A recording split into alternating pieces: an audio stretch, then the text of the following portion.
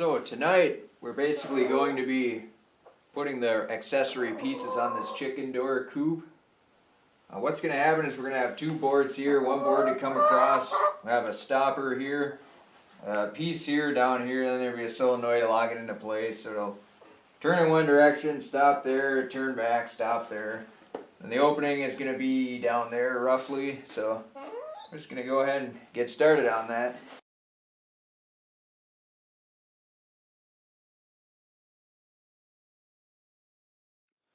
Alright, so if you look at this wheel of fortune here, this line almost goes through the center, but not quite. So the top of this is a little above that line, so the top of this is about in line with the center of the bolt there. And it's the same on the other side here. So this line is a little bit above the top of this, but this lines up with the center. So we need to measure this we're going to put a board on here, on this part here, that's about 1 1/4 inch below the center. Then we're going to fasten a board to come all the way across here. So we're going to go ahead and do that and mark it right now. So if that's the center, and we want it about 1 1/2, that'll be what it lines up with there. And over here, it'll line up with about that part right there. So let's go ahead and fasten the board.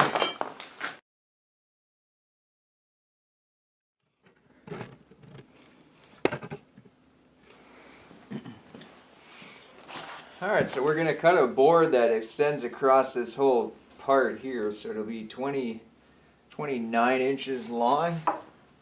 So just go ahead and mark it off and then hack it up.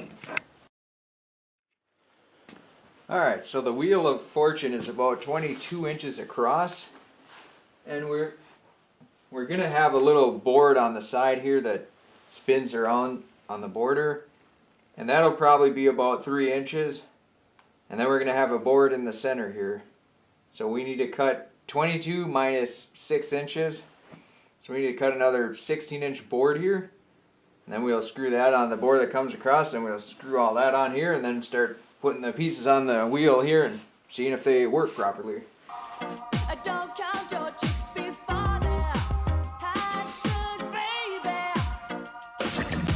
What you gonna tell your dad's like a wheel of fortune?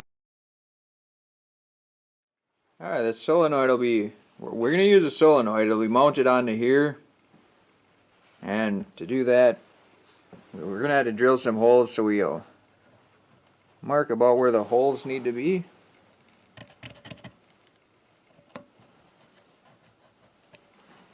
And then we should be good.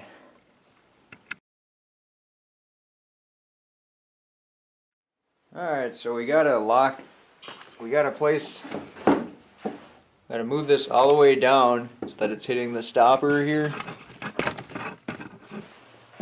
Just like that. And then we can put this on. And we got to make sure that, see the solenoid, it has about this much play. So we need it to come out roughly, probably about that. So we're going to have to drill a hole in this board. But first we want to try to get the board about, just about center with it. So probably right about there would be good. And then we can just go ahead and we're going to have to shave a little bit off the edges here, which will be a little tricky, but so we can go ahead, we'll go ahead and mark that. But ultimately, yeah, this is what we need to do. We need to put the board here so that that'll lock it into place.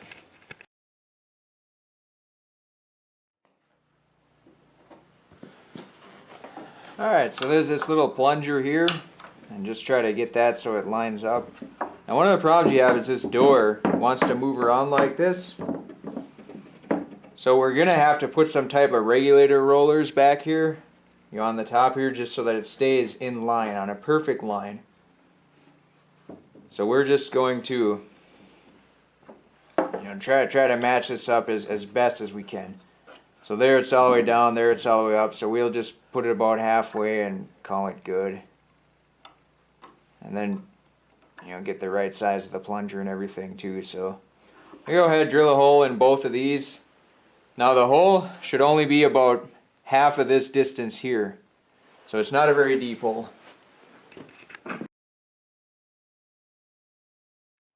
Alright, so we can place this solenoid locker on here. Gotta make sure this is all the way where it needs to be. So that's all the way on. We want it to be about right there. So we kind of line that up. Line that up with about the top. So that's about where we want to screw it into place.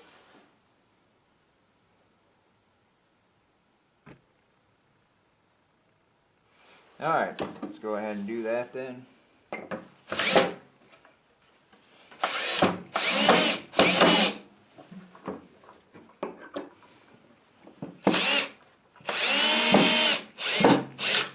Whoops. Certainly didn't want to split the wood like that. That's very bad. So yeah, that's basically what it does. It's supposed to lock it into place and then you can't move it. It's locked in like that. And then when this is energized, it'll pull up. Then you can move it around. So basically the idea. As you can see, we have some issues down here too. So we're going to have to move that block as well. But in the meantime, just go ahead and lock that into place and then move this block down here. Alright, let's do a demo here of this solenoid. So right now the solenoid is de-energized. Right now it's energized. So then you can move it around. So let's move it to about right there, de-energize it. Normally you would think it would come down right now, but it doesn't seem to want to do that. So we'll coax it a little bit and move that around. Alright, now we got it energized again, so yeah, it doesn't quite seem to work as it should, but maybe we're looking at different solenoids.